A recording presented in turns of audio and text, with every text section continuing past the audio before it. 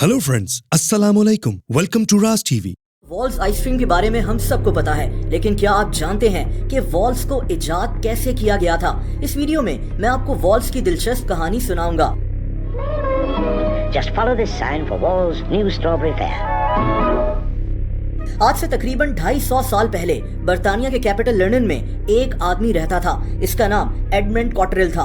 ये आदमी एक कसाई था। लंदन में गोश्त की एक मार्केट होती थी। इसका नाम सेंट जेम्स मार्केट था। इस आदमी की गोश्त की दुकान इसी मार्केट में थी। दोस्तों 1786 में एक आदमी रिचर्ड वॉल ने इस आदमी की दुकान ज्वाइन कर ली। रिचर्ड इसका पार्टनर बन गया। 20 साल के बाद रिचर्ड गोश्त की इस दुकान का अकेला मालिक भी बन गया। रिचर्ड वॉल दिन भर गोश्त काटता और काफी मेहनत से अपनी दुकान चला रहा था। इस आदमी की गोश्त की दुकान काफी मशहूर भी हो गई थी। यहाँ तक कि प्रिंस ऑफ वेल्स के महल में भी इसी आदमी की दुकान से गोश्त जाता था। बहुत जल्द ये आदमी बर्तानिया के शाही खानदान को गोश्त फराहम करने लगा। अब रिचर्ड वॉल ने सोचा कि अपने कारोबार को फैलाया जाए। दोस्तों इसने एक बहुत बड़ी जगह किराए पर ले ली और यहाँ अपने गोश्त के कारोबार को चलाने लगा। लेकिन 1838 में इसकी मौत हो गई। रिचर्ड वॉल के मरने के बाद इसकी बीवी और बेटे ने इसका गोश्त का कारोबार संभाल लिया। इसके बेटे का नाम थॉमस वॉल था। वक्त गुजरता गया और 30 साल गुजर गए और अब गोश्त का ये कारोबार थॉमस वॉल के बेटों ने चलाना शुरू कर दिया। यानी ये एक फैमिली बिजनेस बन गया था। दोस्तों इन्हीं दोनों ने गोश्त के इस कारोबार को बहुत आगे फैला लिया। ये गोश्त के अलावा सॉसेजेस बनाकर भी बेचते थे। बर्तानिया की मलका क्वीन विक्टोरिया भी इन्हीं से सॉसेजेस खरीदती थी। इन लोगों का सॉसेज बनाने का कारोबार भी बहुत मशहूर हो गया और इन दोनों ने 1903 में सॉसेज की एक फैक्ट्री खोल ली जहां ये गोश्त भी बेचते थे। ये काफी बड़ी फैक्ट्री थी जो 6 एकड़ पर फैली हुई थी।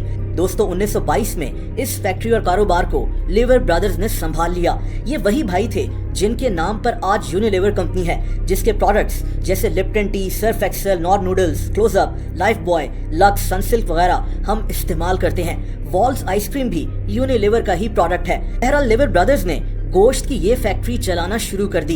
ये भाई इससे पहले बर्तानिया में साबुन बनाते थे।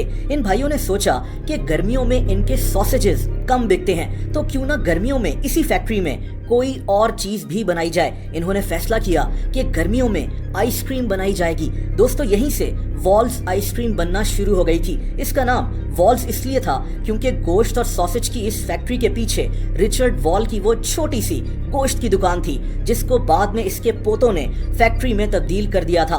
दोस्तों आइसक्रीम का ये कारोबार इतना ज्यादा बढ़ गया कि 1945 तक इस फैक्ट्री में लाखों टन आइसक्रीम प्रोड्यूस होना शुरू हो गई। 1960 में तो वॉल्स आइसक्रीम बनाने के लिए एक अलहदा फैक्ट्री खोल ली गई जहां 4000 लोग काम करते थे। इस तरह गोश्त के एक कारोबार से आइसक्रीम का एक बहुत बड़ा बिजनेस शुरू हो गया।